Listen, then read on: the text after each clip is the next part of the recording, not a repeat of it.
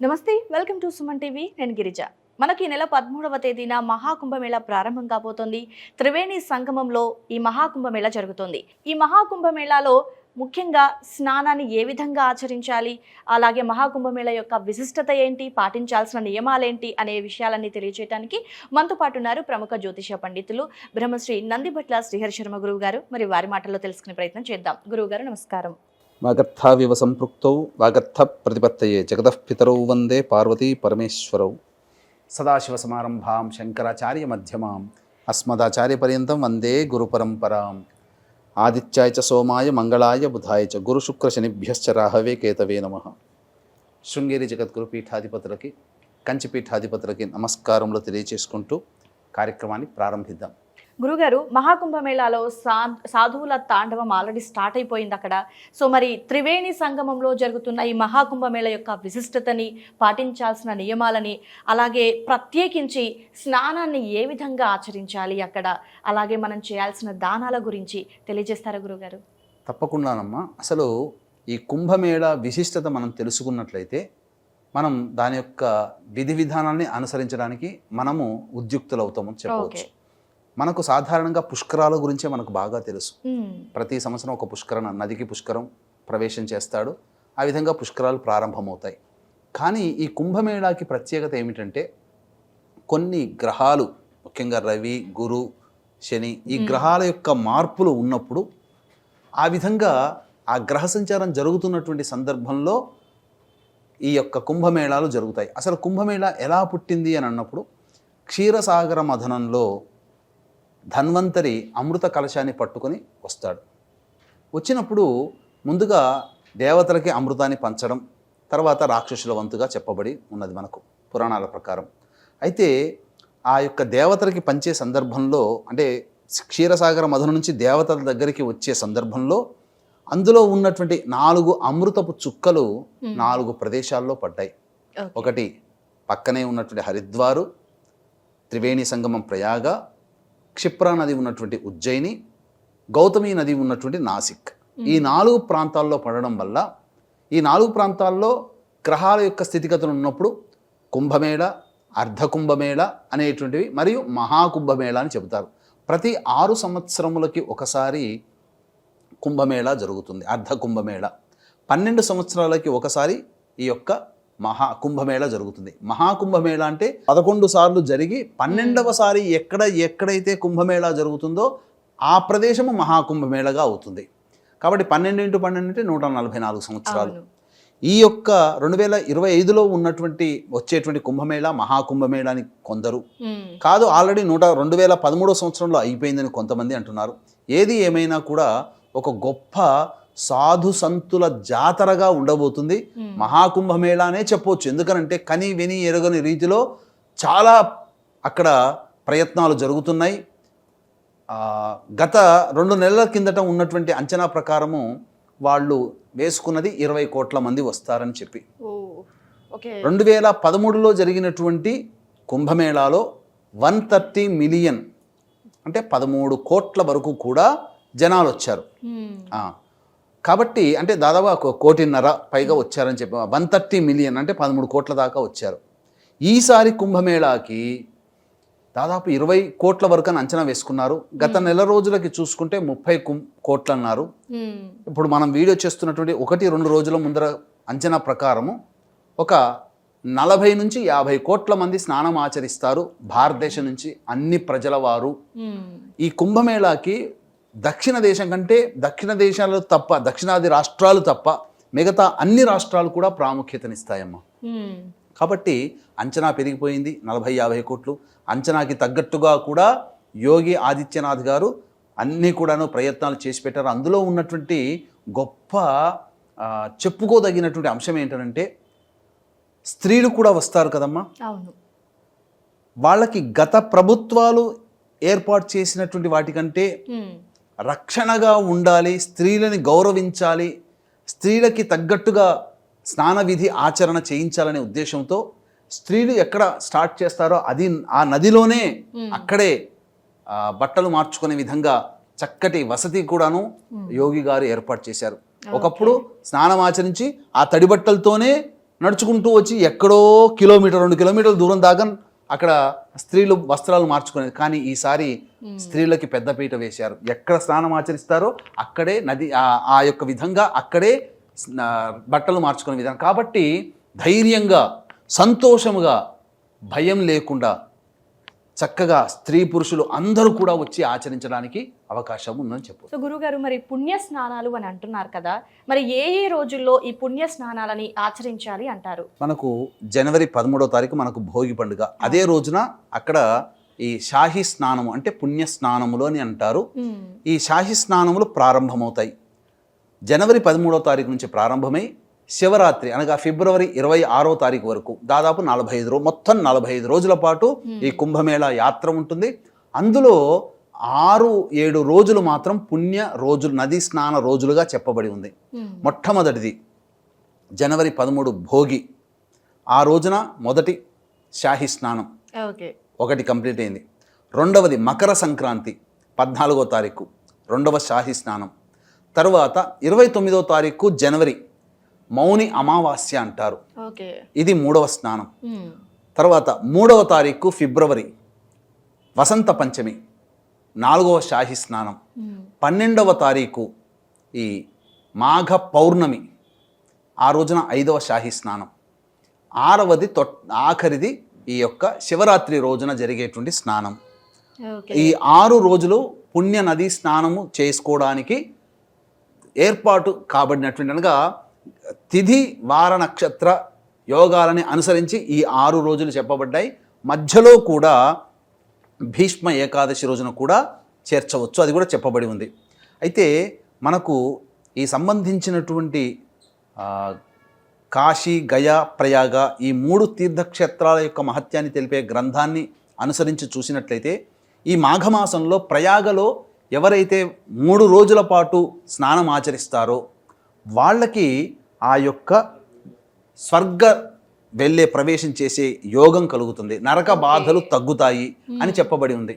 అంటే ఇతమిద్ధంగా ఈ చెప్పబడినటువంటి 6 షాహీ స్నానాల్లో ఒక్కొక్క రోజా లేదా కొన్ని గ్రంథాల ప్రకారము మాఘశుద్ధ దశమి, ఏకాదశి, ద్వాదశి ఈ 3 రోజులు వరుసగా లేదా ఈ మాఘమాసంలో ఈ ఏదైనా 3 రోజులు వరుసగా స్నానం ఆచరిస్తే చాలా మేలు అని చెప్పేసి మనకు చెప్పబడి ఉంది. ఎంతో పుణ్యమును సంపాదించుకున్న వాళ్ళమవుతాము. తద్వారా గత జన్మ కర్మ దోషాలు తొలగిపోయి చక్కగా ఈ జన్మల్లో జ్ఞానాన్ని పొంది మళ్ళీ వచ్చే జన్మలలో మోక్షాన్ని పొందే అర్హత కలిగినటువంటి మానవుడిగా మనం జీవిస్తామని చెప్పవచ్చు. అయితే గురుగారు, త్రివేణి సంగమం కదా, సో అందులో స్నానం ఆచరించటం వల్ల మనకు కలిగే ప్రయోజనాలు ఏంటి గురుగారు? ఏ యొక్క తీర్థానికి వెళ్ళినా ఆ తీర్థ స్నాన విధి అనేటువంటిది ఉంటుంది. కాబట్టి చాలామంది చేసేటువంటి తప్పులు ఏంటంటేనమ్మా, ఎక్కడికి వెళ్ళినా ఇప్పుడు కాశీ వెళతారు, అయోధ్య వెళతారు, హరిద్వార్కు వెళతారు, ఇంకా అనేక నదులు అనేటువంటి కృష్ణా నది, గోదావరి ఇలా. కానీ చాలామంది చేసేటువంటి తప్పు ఏంటంటేనమ్మా, రూమ్లో నుంచి నిద్ర లేవగానే పళ్ళు తోముకొని టీయో కాఫీయో పాలో తాగి ఆ ఉన్న బట్టలతోనే చక్కగా వెళ్ళిపోతారు, స్నానం చేస్తారు. దీనివల్ల పుణ్యం కంటే పాపం వస్తుంది. పవిత్రముగా ఉన్న మానవుడు వెళ్ళి స్నానం ఆచరించే నది పవిత్రం కదమ్మా. మనము రాత్రిపూట పడుకున్న తర్వాత మనం అపవిత్రమే, మంచం మీదకి ఎక్కామంటే అపవిత్రమే. అందుకే పడుకునే సమయానికి తప్ప ఎప్పుడు కూడా ఆ యొక్క బెడ్రూమ్లోకి వెళ్ళేవాళ్ళు కారు పాతవాళ్ళు. కానీ ఇప్పుడు టిఫిన్లు భోజనాలన్నీ బెడ్ మీదే కూర్చొని చేస్తున్నారు, పరమ దరిద్రం అది. కాబట్టి మనము మంచాన్ని ముట్టుకున్నామంటే మనం అపవిత్రం అన్నట్టు, అంటే నిద్రపోతున్నాం అంటే శరీరం నిద్రపోతుంది. మేల్కతో ఉన్నంత వరకు పవిత్రత, ఎందుకంటే మేల్కతో ఉన్నప్పుడే మనం ఏ పనులైనా మనం చేస్తాం. పడుకున్నప్పుడు శరీరానికి విశ్రాంతి కలుగుతుంది, శరీరము మైలపడుతుంది అంతే. అందుకని లేవగానే స్నానకృత్యాదులు తీర్చుకునేవాళ్ళు. అయితే స్నాన విధి, తీర్థ స్నాన విధి అంటూ ఒకటి ఉంది. వీక్షించేటువంటి ప్రేక్షకులు కూడా గమనించాల్సిన అంశం ఏంటంటే, మాఘ పౌర్ణమి రోజున జాతకరీత్యా కలుగు అనేక సర్వదోషాలు మానవుడికి ఉంటాయి. అలాగే గతజన్మ కర్మదోషాలు ఉంటాయి. కాబట్టి ఇవన్నీ కూడా తొలగిపోవాలనే ఉద్దేశంతో సర్వప్రాయశ్చిత్త తిలా హోమం అనేటువంటిది చేయించడం జరుగుతుంది. అలాగే గతించినటువంటి మీ తల్లిదండ్రుల ఆత్మతృప్తి కోసమే పిండ ప్రదానము, తర్పణాది కార్యక్రమాలు కూడా చేయించడం జరుగుతుంది. 3 రోజుల పాటు జరుగుతుంది. అవకాశం ఉన్న వాళ్ళు కార్యక్రమ తదనంతరం కాంటాక్ట్ చేసి సర్వప్రాయశ్చిత్త హోమాలలో మరియు మీ యొక్క పితృదేవతలకి పిండ ప్రదాన తర్పణాది కార్యక్రమాల్లో నమోదు చేసుకోవాల్సిన వివరాలు కార్యక్రమ తదనంతరం కాంటాక్ట్ చేసి తెలుసుకొని నమోదు చేసుకోవచ్చు. ఇక స్నాన విధి అన్నప్పుడు పొద్దున్నే మనం లేవగానే కాలకృత్యాదులన్నీ తీర్చుకొని పొడి బట్టలు ధరించి నదీ స్నానానికి వెళ్ళాలి. నదీ స్నానం వెళ్ళినప్పుడు అక్కడ నదీ స్నానంలో అక్కడ ఉన్న క్షేత్రాన్ని ఉన్నటువంటి పురోహితులు ఉంటారు, వారి దగ్గరికి వెళ్ళి సంకల్పం చెప్పించుకోవాలి. ఓకే. ప్రయాగ నదీ స్నానం దగ్గర సంకల్పం చాలా బాగుంటుందమ్మా. ఆ సంకల్పం వింటే మనం అన్నీ కూడా పాపాలు చేసిన వాళ్ళమే, సకల పాపాలు ఈ నదీ స్నానం వల్ల తొలగిపోవాలని చెప్పి ఆ బ్రాహ్మణుడు సంకల్పం చెప్పిస్తుంటే కళ్ళ నుంచి ధారగా నీరు తప్ప ఏం రాదు. ఎందుకనంటే అన్ని పాపాలు మనం చేసి ఉండవచ్చు. ఎందుకనంటే రహస్యకృత అజ్ఞానకృత ఈ యొక్క పాపాలను తెలిసి తెలియక చేసిన పాపాలు, ఎవరికీ తెలియకుండా రహస్యంగా చేసిన పాపాలు. ప్రతి మానవుడు తప్పు చేస్తాడమ్మా, తప్పేమీ లేదు. తప్పు చేశాం కాబట్టి మానవుడిగా పుట్టాం, లేకపోతే సన్యాసిగా చక్కగా దేవతారాధనలో ఉండేవాళ్ళం. కాబట్టి అటువంటి దోషములన్నీ, ఎందుకంటే యుక్త వయసులో తప్పు చేసి ఉంటాం. తల్లిని తిట్టినా తండ్రిని తిట్టినా తప్పే, బ్రాహ్మణుని తిట్టినా కొట్టినా తప్పే. ఇలా ఏవైనా తప్పులు కావచ్చు. తప్పంటే ఇంకా ఘోర అపరాధాలని కావు అక్కడ. కాబట్టి ఆ సకలమైనటువంటి దోషాలు అప్పటి వరకు తీర్థ స్నానం రోజు వరకు చేసినటువంటి దోషాలను తొలగిపోవడం కోసం ఆ బ్రాహ్మణుడు సంకల్పం చెప్పిస్తాడు. తదనంతరం స్నానం ఆచరించి రావాలి. ఇందులో ముఖ్యంగా ప్రయాగకి వెళ్తున్నారు కాబట్టి వీక్షించేటువంటి ప్రేక్షకులు దంపతులుగా వెళ్తున్నట్లయితే చక్కగా వేణి స్నానం అని ఉంటుంది. అనగా అక్కడ సంకల్పం చెప్పించినటువంటి తర్వాత మీ భార్యకి 3 చోట్ల కత్తెరలు, అది ఖచ్చితంగా చేసి తీరాలి. ఓకే. ప్రయాగకి వెళ్ళిన ప్రతి దంపతులు ఆ వేణి స్నానం చేయాల్సిందే. ఆ విధంగా చేసిన తరువాత అవి ఆ 3 కత్తెరలు తీసిన వెంట్రుకల్ని నదిలో వేస్తారు. మీకు సహజంగా ఏ బకెట్లోనా ఏదైనా నీటిలో ఎక్కడైనా నదిలో వెంట్రుకలు వేస్తే తేలుతాయి, కానీ త్రివేణి సంగమ స్థానంలో వేస్తే ఆ నది తీసుకుంటుంది. ఆ విధంగా కాబట్టి సమస్త పాపములు తొలగిపోయే వేణి స్నానము ఆ విధంగా చేయాలమ్మా. తర్వాత దానాది కార్యక్రమాలు చేయాలి. ఖచ్చితంగా అక్కడ ఉన్నటువంటి సాధు సంతులకి ఏదైనా వస్త్రదానము చేయండి, తిలాదానం చేయండి. తిలా హోమము చేస్తే చాలా ప్రాయశ్చిత్త హోమం, సర్వ ప్రాయశ్చిత్త హోమం చేస్తే చాలా విశేషం. అందుకే మన పీఠం ఆధ్వర్యంలో ఆ మాఘ పౌర్ణమి నుంచి 3 రోజుల పాటు సర్వ ప్రాయశ్చిత్త హోమాలు విధిగా చేయిస్తున్నాం. ఇక ఆ ప్రాయశ్చిత్త హోమాలు ఆ తర్వాత నల్ల నువ్వులు దానం చేయడం, ముఖ్యంగా కంబళ్ళు. ఎందుకనంటే ఆ ప్రదేశం అంతా కూడా చాలా చలిగా ఉంటుందమ్మా. కాబట్టి సాధు సంతులకి వెంట తీసుకువెళ్ళినటువంటి కంబళ్ళని ఇచ్చి నమస్కారం చేసుకోండి. ముఖ్యంగా భార్యాభర్తలు కనుక వెళుతున్నట్లయితే ఖచ్చితంగా సెల్ ఫోన్ ఛార్జ్ మొత్తం పెట్టుకొని వెళ్ళాలి. అవకాశం ఉండి రక్షించుకోగలమంటే పిల్లల్ని వెంట తీసుకొని, కానీ పిల్లల్ని మాత్రం వెంట తీసుకొని వెళ్ళకండి. ఎందుకనంటే ఒక్క మౌని అమావాస్య అయినటువంటి 29 జనవరి రోజున దాదాపు 5 నుంచి 8 కోట్ల మంది స్నానం ఆచరించడానికి ఆ రోజు ప్రత్యేకంగా వస్తున్నారు. సమస్తంగా నాగసాధువులు, అఖాడాలు, అఘోరాలు, అసలు సాధు సంతులందరూ కూడా ఆ రోజు వస్తారు. ఎందుకనంటే సన్యాసం తీసుకున్నటువంటి వాళ్ళకి అమావాస్య చాలా పర్వదినము. కాశీలో అమావాస్య రోజున చూస్తే కాశీలో ఉన్న సన్యాసులు అందరూ కూడా ఆ గంగ ఒడ్డున కూర్చొని స్నానం ఆచరించడానికి వస్తారు, జపం చేసుకుంటారు, తర్పణాలు వదులుకొని వెళ్ళిపోతారు. అటువంటిది మౌని అమావాస్య రోజున ప్రయాగలో త్రివేణి సంగమం దగ్గర భారతదేశంలో ఉన్న సన్యాసులందరూ అక్కడికి వచ్చేసేస్తారు. అందుకనే 5 నుంచి 8 కోట్లు అక్కడే స్నానం ఆచరించడానికి అవకాశం ఉంటుంది. కాబట్టి ఆ రోజున వెళ్లకుండా మిగతా రోజుల్లో వెళ్ళే ప్రయత్నం చేయండి. పిల్లల్ని మాత్రం తీసుకొని వెళ్ళకండి. తప్పిపోతే మళ్ళీ తప్పిపోతారు, మనం బాధపడాల్సి వస్తుందమ్మా. అలాగే ఆ ప్రదేశము ప్రయాగ స్థలానికి చేరుకున్న ప్రదేశం నుంచి మనం హైదరాబాద్కు లేదా ఏ ప్రాంతంలో ఉంటారో అటువంటి వాళ్ళు వచ్చేంత అంతవరకు కూడా, అనగా ఆ ప్రయాగ పొలిమేరులో ప్రవేశించి మళ్ళీ ప్రయాగ పొలిమేరులు దాటేంత వరకు కూడా శివనామ స్మరణమో నారాయణ స్మరణమో చేసుకోవాలి.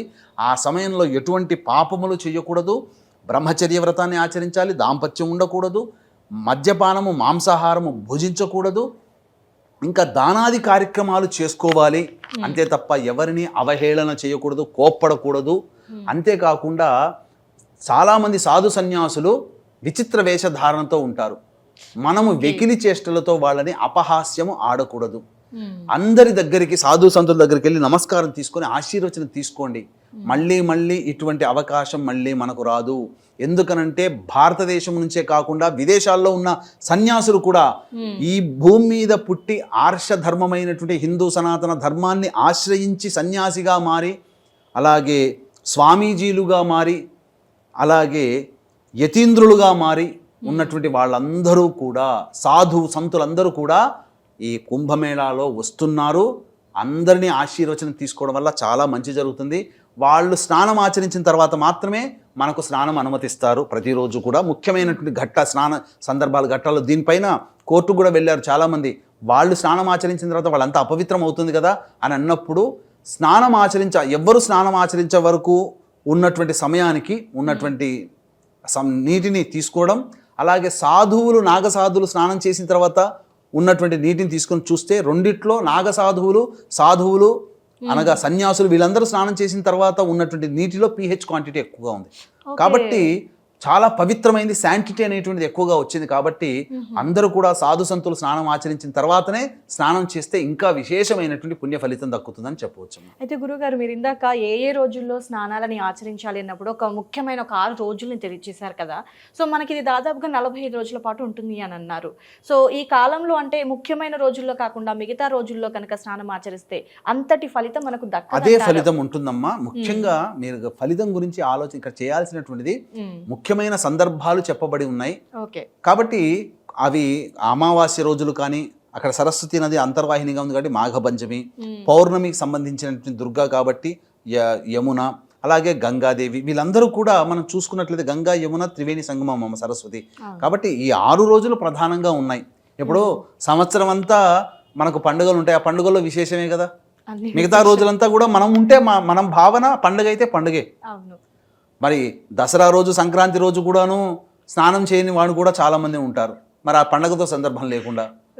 కాబట్టి మనకు చెప్పబడినవి ఇవి. వెళ్ళగలిగితే ఈ రోజుల్లో ప్లాన్ చేసుకోండి. క్రౌడ్ ఎక్కువగా ఉంటుంది. లేకపోతే వరుసగా 3 రోజులు ఏ రోజులోనైనా కానీ స్నానం ఆచరించినా అది మాఘమాసంలో అదే ఫలితము. ఇంకా చెప్పాలి అంటే మీకు మిగిలిన రోజుల్లో చేసుకుంటే మంచిది. కాకపోతే ప్రారంభం రోజు ఈ 29వ తారీఖు రోజు ఆఖరి శివరాత్రి మాత్రం జాగ్రత్తలు పాటించండి. ప్రారంభం రోజు ఉత్సాహం ఎక్కువగా ఉండి వస్తారు. 29 రోజున సకల భారతదేశంలో ఉన్న వాళ్ళందరూ కదులుతారు. ఇక అయిపోతుంది ఆఖరి, ఇంతకంటే లేదని చెప్పి ఉత్సాహంతో తొందరపాటుతో చాలామంది వచ్చేస్తారు. కానీ ఈ 3 రోజులు కాకుండా చూసుకోండి. తీర్థస్నానానికి వెళ్ళిన ప్రతి మగవాళ్ళు తండ్రి లేకపోతే తల్లిదండ్రులకి తండ్రి వైపు 3 తరాలు, తల్లి వైపు 3 తరాలు ఖచ్చితంగా పిండ ప్రదానమో, శక్తి లేకపోతే కనీసం తర్పణాది కార్యక్రమాలు చేసుకోవాలమ్మా. ఉత్తగా రాకూడదు.